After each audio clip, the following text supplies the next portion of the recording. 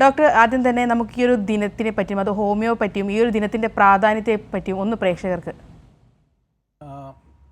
ആദ്യമേ തന്നെ നമ്മുടെ കൈരളിയുടെ പ്രിയപ്പെട്ട പ്രേക്ഷകർക്ക് ഇന്ത്യൻ ഹോമിയോപ്പതിക് മെഡിക്കൽ അസോസിയേഷൻ്റെ ലോക ഹോമിയോപ്പതി ദിന ആശംസകൾ നേരുന്നു.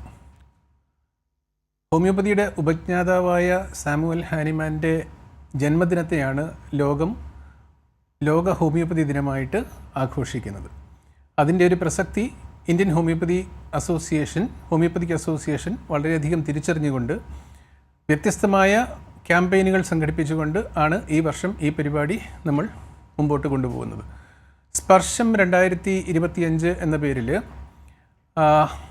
വാർദ്ധക്യത്തെ നന്നായി ആരോഗ്യത്തോടെ ഹോമിയോപ്പതിയിലൂടെ സമീപിക്കുക എന്ന രീതിയിലുള്ള ഒരു ക്യാമ്പയിനാണ് ഈ വർഷം നമ്മൾ തുടക്കമിട്ടിരിക്കുന്നത്. നമ്മുടെ വയോജനങ്ങൾക്ക് ഹോമിയോപ്പതി ചികിത്സയിലൂടെ മെച്ചപ്പെട്ട ആരോഗ്യം സമ്മാനിക്കുക എന്ന ഒരു ഉദ്ദേശ ലക്ഷ്യവുമായി വയോജനങ്ങൾക്കുള്ള ബോധവൽക്കരണ ക്ലാസ്സുകൾ, മെഡിക്കൽ ക്യാമ്പുകൾ, അതുപോലെ തന്നെ ഡോക്ടേഴ്സിനെ അതിന് സജ്ജമാക്കത്തക്ക രീതിയിലുള്ള എല്ലാവിധ പ്രചരണ പരിപാടികളും അസോസിയേഷൻ ഈ ഒരു അവസരത്തിൽ തയ്യാറാക്കിക്കൊണ്ടിരിക്കുകയാണ്. അതിലേക്ക് ഈ ഒരു വർഷം കടക്കുകയുമാണ്. ഡോക്ടർ, ഈ ഒരു ഹോമിയോപ്പതി ചികിത്സ അതിൻ്റെ പ്രാധാന്യം അത് എത്രത്തോളമാണ്? മാറുന്ന ലോക സാഹചര്യത്തിൽ ഹോമിയോപ്പതിയുടെ പ്രസക്തി വളരെയേറെ വർദ്ധിക്കുന്നു എന്നതാണ് നമ്മൾ മനസ്സിലാക്കേണ്ടത്. ഈ മാറുന്ന ആരോഗ്യ അവസ്ഥ എന്ന് പറയുമ്പോൾ ലോകം വളരെയേറെ പുതുമകളോടുകൂടിയ അസുഖങ്ങളെ പ്രതിരോധിക്കാനായിട്ട് വളരെയധികം പാടുപെടുന്ന ഒരു സാഹചര്യമാണ് ഇപ്പോൾ നമ്മൾ കണ്ടുവരുന്നത്. നമ്മൾ ഒരു വലിയ മഹാമാരിയായ കോവിഡിൽ കൂടി കടന്നുപോയി. അതിലേറെ പേടിക്കേണ്ടിയിരുന്ന ഒരു നിപ്പയിൽ നിന്ന് എങ്ങനെയോ നമ്മൾ രക്ഷപ്പെട്ടു. ഇതിൽ നിന്നൊക്കെ നമ്മൾ മനസ്സിലാക്കിയ ഒരു പാഠമെന്ന് പറയുന്നത് ചികിത്സയ്ക്ക് വളരെയേറെ പ്രതിസന്ധികൾ നേരിടുന്ന ഒരു കാലഘട്ടമാണ് നമുക്കുള്ളത്.